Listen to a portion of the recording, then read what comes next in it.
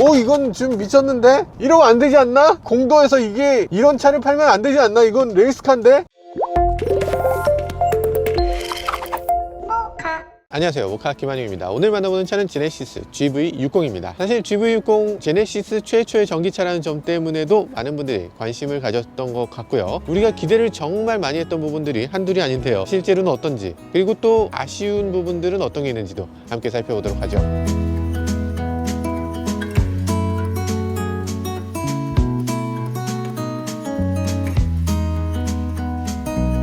처음 봤던 그 라임색, 그거 보고서 많은 사람들이 막 지탄했죠. 아니, 차가 어떻게 이런 컬러로, 아니 왜 이렇게 귀여워, 뭐 이러면서 여러 가지 얘기를 했었는데, 그런 얘기는 아마 제네시스라는 브랜드가 갖고 있는 어떤 이미지, 그것과 이게 굉장히 많이 동떨어져 있기 때문에 했던 얘기였던 것 같습니다. 여러 가지 면에서 봤을 때 이 차는 제네시스라고 하지만 제네시스답지 않은 면이 꽤 많아요. 지금까지의 제네시스는 뭔가 늘씬하고 쫙 뻗었고 이렇게 착 가라앉은 느낌의 자동차, 그리고 럭셔리카라고 많이들 생각하고 있었는데, 이 차는 귀여워요. 아니, 럭셔리카라며. 근데 약간 웅이 아버지 하는 것처럼 이렇게 수염도 있고, 전기차인데도 이렇게 그릴이 있고, 그리고 제네시스라며. 제네시스인데 이 앞이 둥글둥글하고. 아니, 이게 여러 가지 면에서 봤을 때 생각했던 것을 뒤집어 놓는 아이러니, 이런 것들을 오히려 즐기고 있는 것 같은 그런 자동차예요. 좋고 나쁘고를 떠나서 기존 사람들의 어떤 고정된 사고방식, 그런 거를 한번 비틀어 준다는 면에서 이 차가 재미있는 면을 갖고 있는 것 같습니다. 전체적으로 봤을 때 굉장히 신선하고요. 지난번에 제가 말씀드렸던 것들, 제네시스 두 줄 라인이 이제는 없다는 거죠. 램프가 두 개의 줄을 갖고는 있지만 그 안에 큐브 타입의 램프를 사용하고 있어서 한 줄 전체를 다 쓰는 게 아니고요, 한 줄 중에 요 세 개씩이 DRL과 깜빡이에요. 그러다 보니까 두 줄의 길다란 라인으로 보이지 않고 이런 식으로 보입니다. 다만 밤엔 이런 식으로 헤드램프를 켜게 되니까 이것들이 어느 정도 좀 이어져 보이는 그런 효과를 주고는 있어요. 근데 어쨌든 제네시스 두 줄 라인이라는 말이 더 이상 여기에는 어울리지 않는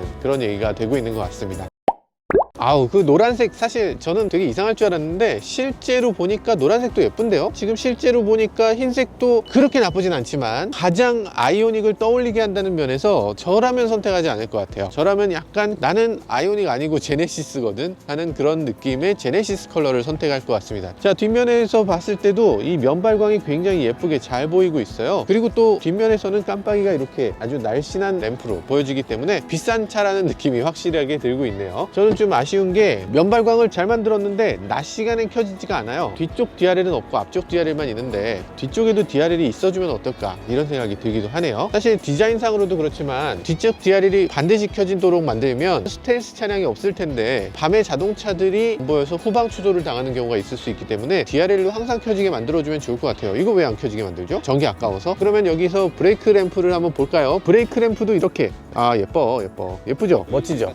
야씨, 911 진짜 요거 그냥 DRL로 그냥 해주면 좋지 않았을까? 항상 점등되도록 만들어줬으면 좋았을 것 같아요. 이게 너무 아깝잖아, 이게. 그리고 지난번에 말씀드렸지만 여기에 와이퍼가 없잖아요. 에어로다이나믹이 이렇게 돼 있기 때문에, 그리고 뒤쪽에 이렇게 날개가 하나 있기 때문에 여기서 와류가 생기고, 그러다 보면 여기에 흙탕물이나 이런 것들이 튀지 않기 때문이죠. 아이오닉 같은 경우는 반대로 돼 있죠. 위쪽에 이렇게 덮개가 있고 위쪽에 이게 없기 때문에 물이 많이 묻어요. 근데 GV60 같은 경우는 세단하고 비슷한 정도의 물만 묻을 것 같아요. 흙탕이 여기 튀지 않는다는 얘기죠. 근데 문제가 있다면 이게 플라스틱이잖아요. 하이글로시이기 때문에 스크래치가 나는 소재거든요. 그래서 세차 광인 여러분들은 이걸 보면서 조금 속이 쓰릴 것 같아. 점점점 이게 스크래치가 나게 되면 스트레스 받으실 것 같은 그런 요소입니다. 그리고 되게 재밌는 점은 요 밑으로도 유리예요. 요 밑으로 왜 유리가 있지? 요만하게 살려놓을 이유가 뭐가 있지? 요 유리가 요거랑 한 덩어리가 아니에요. 따로 여기 유리를 붙였어. 썬팅 업체 아저씨들 여기다 따로 썬팅 해주셔야 되나? 그리고 트렁크 개폐 스위치도 요런 데 어디다 넣어도 될 것 같은 모양새잖아요. 여기 있으면 좋을 것 같은데. 아무튼 밑에 있습니다. 사실 좀 저렴한 자동차 같으면 밑에 있을만 해요. 문을 수동으로 열 수 있어야 되니까. 근데 제네시스 정도 되면 밑에 스위치를 달 이유가 없을 것 같은데, 유리가 두 개예요, 이렇게. 사파리 글래스 같네요. 아, 그런 건가 보다. 제가 그걸 몰랐네. 여기 앉아서 차크닉이나 이런 걸 할 때 이렇게 하늘을 볼 수 있게끔 개방감을 더 주는 그런 요소인가 보다. 트렁크의 요 선반이 두 단계로 할 수 있는 차들은 꽤 있어요. 근데 이 차는 세 단계를 할 수 있습니다. 선반 이렇게 할 수도 있고 요 앞에다 끼울 수도 있어요. 앞에다 끼워서 선반을 이렇게 넓게 자, 이렇게 넓게 사용하고 좁게 사용할 수 있는 이유는 뒷좌석을 얼마나 리클라이닝 시킬 것이냐에 따라서 이렇게 정하는 거예요. 자, 그리고 선반 같은 경우는 빼서 이 안에 넣을 수 있으면 좋겠는데 넣을 수가 없어요. 이렇게 들어보면요, 이 안에 뭐가 있냐면요, 서브우퍼가 아이오닉은 여기 있으니까 짐이 요만큼밖에 안 들어가죠. 그때 제가 아이오닉 왜 여기 있냐고 말씀드렸는데 이쪽으로 옮겨갔네요. 뱅앤올룹슨 서브우퍼가 달려있는데 오, 이거 딱 봐도 한 가닥 하겠구나 싶은 그런 서브우퍼입니다. 한 가지 왜 이걸 거꾸로 이렇게 붙여놨지? 안에 있는 사람이 볼 때에 글씨가 서 있도록 돼 있어요. 뒤집어서 껴주면 좋을 것 같아요. 다음번에는 타이어 수리 키트가 들어있고요. 여기 있는 거 뭔지 아세요? V12입니다. V12 다 아시죠? 220V를 나오도록 하는 장치예요. 이게 이렇게 조금 좀 이렇게 완성도가 그렇게 썩 좋진 않은데 뺄 때는 또 안 빠진다고 당황하시는 분들도 또 계세요. 이게 그러니까 끄고 나서 언락을 해야 됩니다.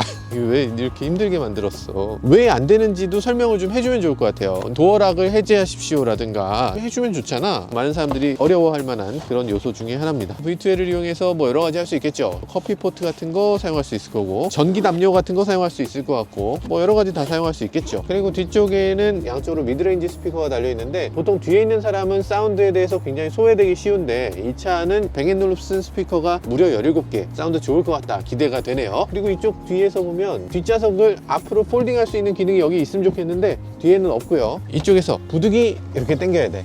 요거 조금 아쉽죠. 이렇게 해서 뒤에 누우면 아이고 뒤에 이렇게 누우면 저처럼 키가 큰 사람은 조금 다리가 나갈 수 있어요, 밖으로. 그래도 뭐 괜찮네요. 나쁘지 않아요. 차박이 가능합니다. 저는 차박을 왜 하는지 이해 못했는데 젊은 층들이 여사친 남사친에서 연인으로 넘어갈 때 꼭 필요한 그런 거라고 민수 씨가 그러던데. 뒷좌석은 앞으로 완전 폴딩이 되는 데다가 요걸 당겨서 보통은 이렇게 뒤로 젖히면 이렇게, 좀 더 젖히면 이렇게, 잠깐만, 이렇게 넘어간다고? 어마어마하게 넘어가요. 그런데 한 가지 아쉬운 점은 머리가 살짝 닿는다는 거. 요 정도면 닿아요. 요거보다 조금 더 넘어가면 닿더라도 조금 앞이 닿으니까 급제동하거나 이러면 이렇게 부딪히는 거, 그런 거 제외하면 괜찮아. 앉을만해.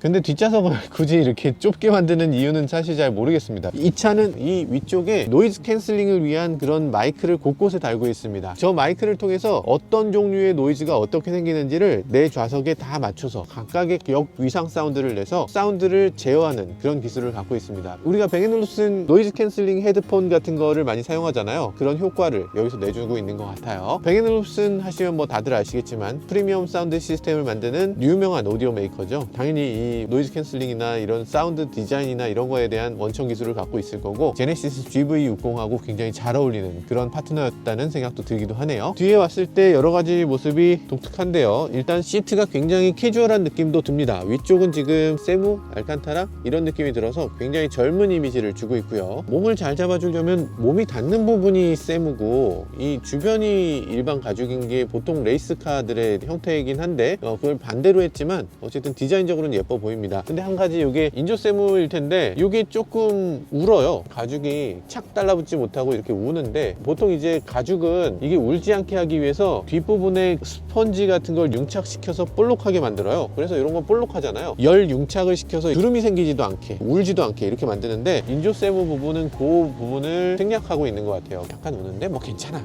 그리고 아이오닉과는 다르게 뒷좌석을 슬라이딩 할 수는 없어요. 뒷좌석 공간만 놓고 봤을 때는 아이오닉이 훨씬 더 넓은 차라는 생각이 드네요. 아이오닉5에 비해서 조금 작다, 대신에 조금 더 럭셔리하다, 이런 게 GV60 뒷좌석의 특징인 것 같습니다. 배치만 놓고 보면 아이오닉스러운데 요소를 놓고 보면 너무 예쁘기 때문에 굳이 아이오닉까지 떠오르지 않는 것 같습니다. 바닥은 이렇게 완전히 평평하게 완전 풀플랫이어서 이런 것들도 굉장히 좋아 보이기도 하고요. 가운데 앉았을 때의 느낌도 나쁘지 않습니다. 머리가 닿긴 닿는데 그렇게까지 불편하지 않은 그런 모습을 보여주네요. 그리고 또 이쪽에 보면 수납 공간이 가운데 있는데 수납 공간이 클 뿐 아니라 앞좌석하고 통합니다. 좀 전에 내가 여기다 분명히 넣은 것 같은데 갑자기 없어졌어. 어디 갔지? 한다면 여기 앞에 가 있을 수 있어요. 그리고 뒷좌석엔 USB-C가 2개 나와 있고요. USB-A는 지금 들어있지 않습니다. 컵홀더 같은 경우는 옆에 컵홀더가 따로 마련되어 있고요. 그리고 여기도 컵홀더가 있어요. 그리고 이 안쪽에 보면 병홀더도 있어. 컵을 여기다 넣을 수도 있지만 이렇게 넣을 수도 있어요. 그래서 동시에 음료수를 3개씩 마실 수 있는 거지. 이게 예전에 한번 수납 공간이 너무 작아요, 이런 얘기 많이 했는데 그런 얘기 한 보람이 있는 것 같아요. 이 정도로 많이 만들어주시다니 감사합니다. 도대체 누가 음료수를 3개씩 먹어, 말이 되는 소리라 하실 텐데 컵홀더는 폰도 넣을 수 있고요. 여기다가도 폰 넣을 수 있고 못 넣네. 컵홀더가 근데 너무 앞에 있지 않나요? 하시는 분들 계신데 실제로 타서 보니까 컵홀더가 그렇게 멀지 않고 손으로 딱 잡을 수 있는 적절한 위치, 아주 딱 좋은 위치인데요. 그리고 또 이 컵홀더가 재밌는 게 여기 놓으면 히터 바람을 쐴 수 있어. 여름에는 시원하게, 겨울에는 뜨겁게 해줘. 이거 재밌네. 뒷좌석 에어벤트는 이 센터에 있지 않고 이 가장자리에 있는데, 이 가장자리에 있으면 얼굴에 가깝기 때문에 훨씬 더 시원하게, 훨씬 더 따뜻하게 느낄 수 있어요. 아, 그럼 다리 추울 거 아니에요. 다리는 바닥에 원래 에어벤트가 있고 여기 추가로 있는 거예요. 이쪽에 추가 있는 것보단 이쪽에 추가로 있는 게 훨씬 더 따뜻하고, 짐을 놓더라도 가려지지 않기 때문에 훨씬 더 좋아 보입니다. 천장은 스웨이드로 처리가 되어 있는데 스웨이드 굉장히 고급스럽게 보이고요. 그랜저나 이런 차들 보면 이 스웨이드가 결을 너무 탔어요. 그래서 이렇게 만지고 나면 이 결이 이렇게 한쪽으로 생기니까 차에서 내릴 때는 이 결을 항상 이렇게 만져주고 내렸어야 됐어. 약간 그런 느낌이 있었는데 이제는 그런 느낌이 없어요. 이게 이 밑에까지 내려와 있어서 이것도 굉장히 고급스럽고, 손때도 그다지 타지 않는 위치여서 뭐 더러워지지도 않을 것 같고, 색깔도 굉장히 우아하네요. 지금 시트 컬러가 검정색이라고 생각될 수 있으실 텐데 약간 어두운 파란색이에요. 남색보다는 좀 더 파스텔 느낌이 나게 하는 약간 탁한 파랑인데 굉장히 예쁩니다. 형광색 파이프 이런 것들도 굉장히 액센트가 잘 들어가 있어서 예쁘게 보이는데요. 다른 제네시스와 다르게 뭐 리모컨이라든지 뭐 여기 모니터가 있다든지 뭐 이런 식의 럭셔리한 뒷좌석은 없어요. 그런 건 갖고 있지 않지만 고급스러운 만큼은 제네시스라는 게 전혀 손색 없는 그런 실내 공간을 보여주는 것 같습니다. 넉넉한 공간도 다른 제네시스 못지않고요. 자, 그럼 앞좌석으로 넘어가 보도록 하죠. 페이스 아이디가 이게 신기합니다. 가서 누르면 그냥 열리네. 되네. 이게 진짜 되네. 진짜 되고, 지문 누르면 되네. 돼요. 오, 돌아. 오, 야. 멋지네요. 인테리어 보면 동글동글동글한 부분이 굉장히 눈에 많이 띄죠. 핸들은 당연히 동그랗지. 거기 드라이브 모드, 부스트 다 동그랗고요. 동그랗고 동그랗고 동그랗고 동그랗고 동그랗고 동그랗고 동그랗고 동그랗고 동그랗고 동그랗고, 가장자리만 원이고 가운데 이렇게 긴 거, 그런 식의 원들을 계속 사용하고 있는데 네모를 보면 그렇게까지 정신없는 느낌은 아니죠. 근데 동그라미는 조금 정신없을 수가 있어요. 왜냐하면 동그라미의 R값이 다 다르잖아. 어떤 동그라미는 요렇게 R이고 어떤 동그라미는 요렇게 R이고 요렇게 R이고 요렇게 R이고 요렇게 R이고, 이게 다 다르면 그게 정신이 없는 거예요. 약간 어수선하게 느껴질 수 있어. 근데 이 안에는 다 동그라미인데 그 알이 다 다르니까 이게 정돈이 안 된 것 같은 느낌이 듭니다. 그 동그라미 중에 가장 궁극의 동그라미는 요건 것 같습니다. 사이드 카메라의 각도를 조절하는 기능인데 폴딩도 이렇게 할 수 있어요. 근데 이쪽에 있는 이런 것들을 똑같이 저쪽에 붙여놨어. 그러니까 양쪽을 다 대칭형으로 만들어야 된다는 강박 같은 게 있어서, 그래서 저게 있습니다. 여기 있는 게 디퓨저라고 돼 있어요. 근데 디퓨저인데 디퓨저가 이렇게 돌려서 열게 돼 있어. 뭐야, 이게 뭐가 디퓨저지? 방향제 같은 걸 넣는 그냥 함 같은 거, 그런 식으로 만들어져 있습니다. 디퓨저를 만들어 보셨다면 이렇게 안 만들었겠죠. 향이 나는 뭔가를 집어넣는다고 해도 발향되는 뭔가가 있지 않으면 사실 디퓨즈를 하기 어려울 텐데, 위치상도 그렇고 기능도 그렇고 디퓨저 역할을 하기는 조금 안 맞는 것 같이 보입니다. 제가 잘 모르겠어요. 나중에 한번 넣어보도록 할게요. 이 차의 시트는 프리미엄 컴포트 시트가 들어있고요. 동시에 에르고 모션 시트가 들어있습니다. 약간 마사지라기보다는 몸을 고쳐 앉게 하는 그런 정도의 느낌. 장거리 운전할 때 너무 배기는 거, 이런 걸 좀 막아준다는 느낌으로 보시는 게 좋을 것 같아요. 좋아. 좋아. 이렇게 발라당 기능이 있고, 오빠 믿지? 라면서 이렇게 딱 누르는 오빠 믿지 버튼. 이게 프리미엄 컴포트 시트라고 하는데 허리를 막 이렇게 눌러주기도 하면서 이렇게 뒤로 딱 누워 있으니까 좋은데요. 그러면 다시 한번 일어서 봅시다. 무슨 로보트 콕핏에 딱 앉아서 이제 전투 태세에 딱 들어갈 때 그 느낌이죠. 좀 아쉬운 건 스타트 스톱 버튼이 여기 있고, 그리고 지문인식 버튼은 여기 있어요. 그래서 지문인식을 하고 EV 스타트를 눌러야 돼. 그리고 지금 EV 스타트 스톱 버튼은 운전대에 완벽하게 가려져서 좀 전에도 저도 잘못 눌렀는데 조금 좀 아쉬워요. 이 디스플레이 두 개가 커브드 디스플레이는 아닌데 중간에 이렇게 약간 꺾여 있어서, 이쪽 디스플레이는 운전자 쪽으로 약간 꺾여 있고요. 이건 센터 쪽으로, 그렇게 두 개가 연결되어 있는 것 같이 보이는 이런 효과를 주고 있네요. 다만 좀 아쉬운 건 핸들이 이 윗부분을 거의 다 가려요. 이렇게 하면 다 보일 수 있어. 이렇게 운전할 수는 없잖아요. 이게 가려지는 부분을 해결해 줄 필요가 있다는 생각이 들어요. 터치를 위주로 하다 보니까 센터 디스플레이는 우리 손에 닿아야 되잖아. 계기판도 어쩔 수 없이 따라오는 거고, 그러다 보니까 핸들에 많은 부분이 가려지는 거죠. 이 인터페이스 요거는 아마 많은 분들이 이걸 처음에 접하고서 굉장히 헷갈릴 것 같습니다. 공기압 보여주고 이거 보여주고 이건 위아래로 이렇게 됩니다. 여러 가지로 편리하죠. 근데 USB 음악만큼은 이상하게 별도예요. 이 상태에서 위아래로 했을 때 안 넘어갑니다. 누르고 USB 안으로 완전히 들어간 다음에 다시 옆으로 움직여야 돼요. 그냥 문지를 수 있게 만들어야지. 이런 거를 누르고 나면 그 다음부터 안 움직여. 그 다음부터는 USB 음악이 되는 거야. 이게 하나의 버튼에 두 가지 기능을 넣다 보니까 지금 좀 꼬였는데, 요거 아마 인터페이스 나중에 바뀔 것 같은데, 아무튼 지금은 조금 혼동하실 만한 그런 요소를 갖고 있는 것 같아요. 자, 그런 게 있고요. 3개의 즐겨찾기 버튼이 있습니다. 동그라미, 별, 그리고 투명한 별. 여기다가 뭐를 넣을 것이냐를 선택하게 돼 있어요. 음성 목적지 검색, 홈 버튼 있고요. 맵으로 넘어가는 버튼 굉장히 좋게 보이네요. 한 가지 더 있었으면 좋겠는 부분은 외부 유입 차단 기능이 없습니다. 요즘같이 이렇게 미세먼지 많고 앞차가 막 매연을 내뿜는 거, 외부 유입을 차단을 일시적으로 할 수 있는 버튼이 있으면 좋겠는데, 그게 여기 있잖아요. 여기 핸들 리모컨에 있었으면 어땠을까. 네, 안녕하세요. 모카 김한용입니다. 음성 메모 해보고 있어요. 음성 메모도 살짝 제가 바라는 거는 다시 눌렀을 때 끊기는 게 아니라 일시 정지가 됐으면 좋겠어요. 안녕하세요. 김한용입니다. 오늘은 시승을 해보고 있어요. 제게 일시정지, 제게 일시정지. 많은 사람들이 생각을 다 준비해서 한꺼번에 차차차차 말하지 않잖아요. 말하다가 조금 하다가 또 말하게 되고 이렇게 되는데, 그때마다 끊기지 않고 이어졌으면 좋겠어요. 이렇게 녹음된 게 이 버튼을 눌렀을 때 커넥티드 서비스 계정에 연결해서, 그래서 내 폰으로 볼 수 있게 돼 있어요. 차 안에서 운전하다 생각난 것들이라든지 뭐 노래하던 거라든지 허밍한 거라든지 그런 것도 다 기록해 놓을 수 있고요. 사무실에 가서 내 핸드폰으로 들어볼 수 있는 거야. 이거 폰에서 받아볼 수 있게 해주세요도 제가 말씀드린 거예요. 아니 얘는 뭐 말만 하면 다 지가 했대 이러시는데, 저도 신기해요. 사람들 생각하는 게 다 거기서 다 되는 걸까? 뭐 이렇게 생각되기도 하는데, 한낱 아무것도 아닌 제 얘기들도 귀담아 들어주시는 거, 이런 거 굉장히 고맙게 생각합니다. 보통 이제 기아도 그렇고 현대에도 그렇고 사실 이 위쪽에 불이 안 들어오는 경우가 꽤 있어요. 근데 이 차는 제네시스잖아요. 밤이 됐을 때 여기 불이 다 들어옵니다. 카니발은 문 열리는 버튼부터 시작해서 정말 많은 버튼이 여기 있는데, 그 램프가 하나도 들어오지 않아서 더듬더듬 해야 되는 경우가 있는데, 잘 보이니까 이런 것들 굉장히 좋아 보이네요. 그리고 이건 조금 특이한 부분인데, 실내등 버튼은 여기 있어요. 맵 램프는 어디 있는 것 같아요? 이상하게도 여기 있습니다. 이 자체가 터치되는 게 아니고요, 이 지점을 터치해야 돼요. 이거 좀 이상하지 않아요? 그냥 램프 부분을 이렇게 터치하게 해주면 좋았을 것 같은데. 그러면 이제 정말 대망의 이 차의 가장 중요한 하이라이트 중에 하나인 오디오 성능을 한번 살펴보도록 하겠습니다. 지금 폰을 연결했는데, 폰으로 연결했을 때 중간으로 넘어가는 기능이 없어요. 스킵을 지원 안 해서 이거 좀 불편하게 느껴질 것 같고요. 뱅앤올룹슨 새로운 사운드 시스템은 굉장히 부드럽고 좀 따뜻한 느낌이 나는 그런 사운드 시스템인 것 같아요. 그리고 오디오 모드를 일반 모드랑 서라운드 모드 이렇게 선택할 수가 있네요. 뱅앤올룹슨은 베어소닉이라는 기능이 있어서 이 사운드를 편안한 게 된 거고요. 이건 활동적으로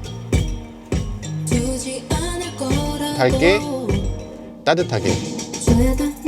네, 아주 재밌죠. 사실은 내부적으로는 그냥 이퀄라이저를 바꿀 뿐인데 감성적으로 다가오니까 굉장히 좋은 것 같아요. 전후좌우 기능, 요거는 전부터 말씀드리고 싶었던 건데 굉장히 좀 웃기죠. 조금 옆으로 옮기고 싶잖아. 조금 옆으로 못 가요. 조금 옆으로 가려면 어떻게 하냐면 컨트롤러를 이용해서 해야 돼요. 돌려야 돼. 한 칸씩 돌려야 돼요. 이걸로 터치되면 터치로 가야지.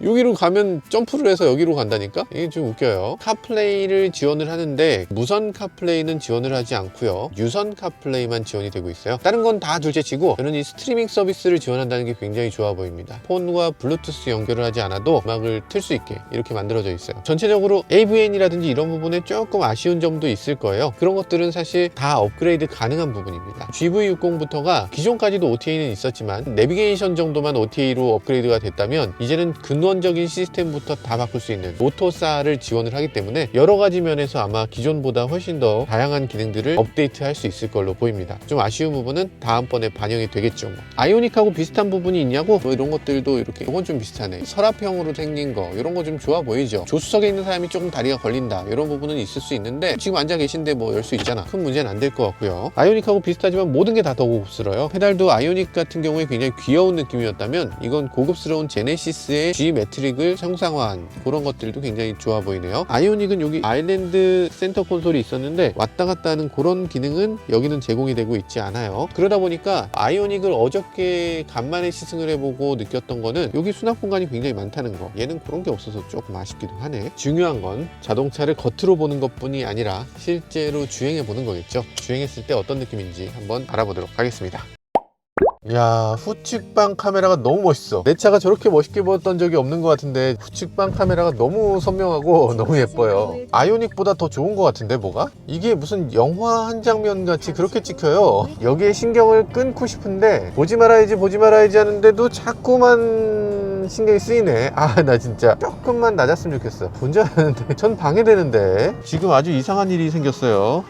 뿌옇게 보여서 뭔가 했더니 지금 막 사라지려고 하네요. 아주 잠깐인데 김이 서렸습니다. 그래서 약간 뿌옇게 보였는데 뭐 큰 문제는 아니지만 약간 그런 문제가 잠깐 있었어요. 거리가 혼동될 수 있으니까 저쪽에 이제 거리를 알겠거든. 내비게이션의 소리를 끄는 방법. 제가 현대기아차를 지금 타고 있는데 내비게이션을 보고서 음성을 끄는 방법을 바로 알 수가 없어요 지금. 요거는 좀 익숙해지면 쉽겠다. 요 아래쪽에 바가 있어서 어지간한 메뉴는 요 바를 누르면 거기서 튀어나오게끔 이렇게 만들어져 있네요. 아마도 금방 익숙해질 것 같아요. OK 버튼을 눌러 위젯을 탐색하거나 숨긴 위젯을 불러옵니다. 이거 재밌네요. 이 차의 기능이 너무 많으니까 가끔가다 한 번씩 몇 가지 기능들을 팝업으로 알려주는 거죠. 차에 숨겨진 기능을 하나씩 알려주는 튜토리얼 같은 기능을 갖고 있습니다. 첨단 기능들은 테슬라처럼 차가 이렇게 멀리서 온다거나 이런 기능들을 갖고 있진 않죠. 전통적인 자동차 만들기에 충실하다는 느낌이 듭니다. HUD가 있는 것도 굉장히 좋은 점이죠. 테슬라에는 HUD 없잖아요. 그리고 프리뷰 전자 제어 서스펜션도 갖고 있잖아요. 이렇게 과속 방지턱을 넘을 때는 과속 방지턱 전에 조금 부드럽게, 과속 방지턱을 딱 넘고 나면 바로 단단하게 하는 그런 기능을 갖고 있습니다. 프리뷰 서스펜션이 지금 뭐 충분히 좋은가 뭐 이런 생각이 들기도 하네요. 특별한 느낌이 들진 않아요. G90 같은 경우는 프리뷰 에어 서스펜션을 갖고 있어서 이것보다는 훨씬 더 드라마틱한 차이를 보여줄 것 같습니다. 이 차는 그렇게까지 드라마틱하진 않네요. 이 OTA를 통해서 여러 가지를 업데이트할 수 있다고 하는데 이 다음번에는 아마 서스펜션까지도 더 향상될 걸로 예상됩니다. 이게 노면이 약간 콩콩거리는 소리가 들리는데요. 만약에 가솔린 차라면 아예 안 느껴졌을 거예요. 전기차다 보니까 많이 느껴지는 거고요. 그리고 21인치 휠을 끼고 있으니까 21인치 휠의 그 쿵쿵거리는 그 느낌이 실내로 전달되는 걸 느낄 수가 있네요. HUD 같은 경우는 아이오닉이 들어있는 건 AR HUD잖아요. 근데 여기 들어있는 건 지금 일반 HUD가 들어있습니다. 일반 HUD가 들어있는 이유는 잘 모르겠네요. 오히려 작은 걸 붙인 이유가 뭐가 있을까? 특별히 그런 이유가 있어 보이진 않는데 아마도 아이오닉에서 조금 어른거리는 느낌이 있어서 제네시스에는 그런 실험적인 모습이 좀 어울리지 않는다 이렇게 본 게 아닐까 싶기도 해요. 자, 코너링! 네, 코너링에 있어서는 가변 댐퍼가 달려 있어서 상대적으로 좀 좋은 느낌을 줍니다. 이런 거는 뭐 만족스러운 부분. 예전에 아이오닉 시승할 때 굉장히 아쉬운 점이 있었죠. 시승차를 후륜구동으로 준 거예요. 기존의 자동차 같으면 사륜구동이나 뭐 전륜구동이나 뭐 그렇게까지 두드러지는 차이가 있진 않잖아요. 그런데 전기차는 그렇지 않습니다. 모터가 하나 더 들어있느냐 덜 들어있느냐 차이기 때문에 여러분들이 선택할 수 있다면 반드시 사륜구동을 선택하시는 게 좋을 것 같아요. 부스트 버튼을 한번 눌러보도록 하겠습니다. 부스트 버튼. 오우 씨, 잠깐만 지금 뭐 다 떨어지. 오우 잠깐만, 이게 이건 좀 미쳤는데? 이러면 안 되지 않나? 공도에서 이게 이런 차를 팔면 안 되지 않나? 이건 레이스카인데? 오우 씨, 야 이게 미쳤습니다. 미쳤어요. 와, 이거는 제가 테슬라 모델 3 퍼포먼스를 타는데 손색이 없네요. 부스트 레디. 부스트 버튼 누르면 지금 10초가량 부스트를 해주는데 부스트 상태에서는 휠스핀이 일어나면서 가속이 됩니다. 정말 무시무시한 출력을 보여줘요. 코너링에서도 굉장히 안정적이기도 하고요. 서스펜션도 굉장히 부드러워서 퍼포먼스라는 이름을 갖고 있지만 젠틀한 자동차로 만들어져 있는 것 같아요. 나가는 느낌 정말 어마어마하고요. 테슬라 모델 3 퍼포먼스, 모델 Y 퍼포먼스에서 보여준 소름이 쫙 돋는 그런 느낌을 여기서도 자아내고 있네요. 드라이브 모드를 스포츠로 했을 때 거기다가 부스트를 한 가지 더 넣는 거, 이거 굉장한 신의 한 수 같은 느낌이 듭니다. 단 10초지만 10초 동안 이 차의 매력을 보여주는 것 같은, 차의 팬이 되게 하는 그런 아주 독특한 기능이라는 생각이 듭니다. 오늘 시승 시간이 너무 짧았어요. 자세한 내용을 다루진 못했지만 최대한 다음번에 다시 한번 시승을 해보도록 노력해보겠습니다.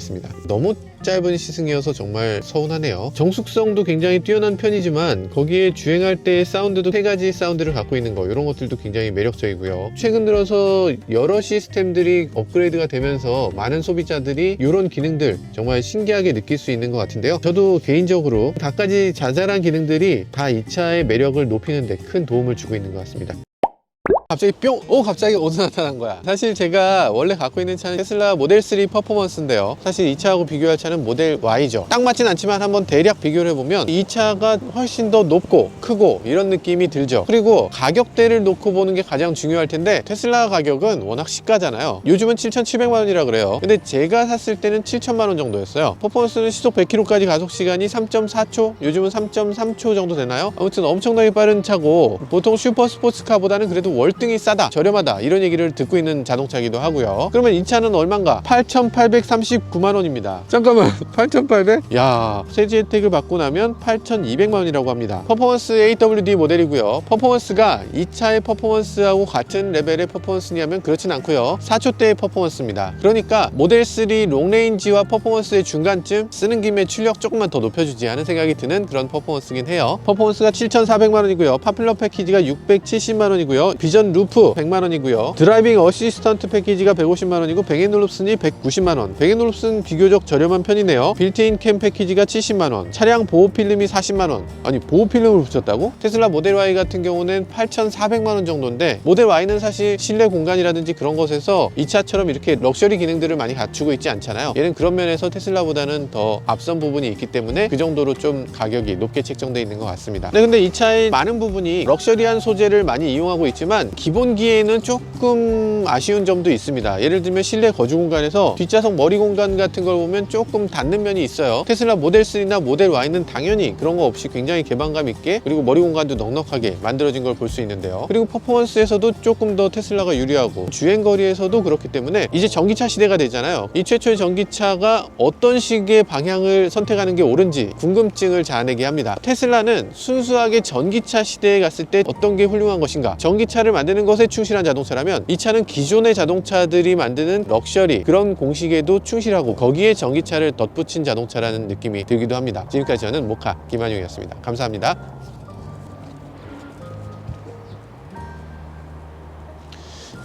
아니, 이게 갑자기 후진하게 되면 자꾸만 요걸 혼동하게 되네요. 운전하다 말고 다이얼을 조작하게 되는 경우는 보통 이 다이얼이 아니고 보통 요거 아닌가? 이 위치가 좀 바뀌어야 될 것 같아요.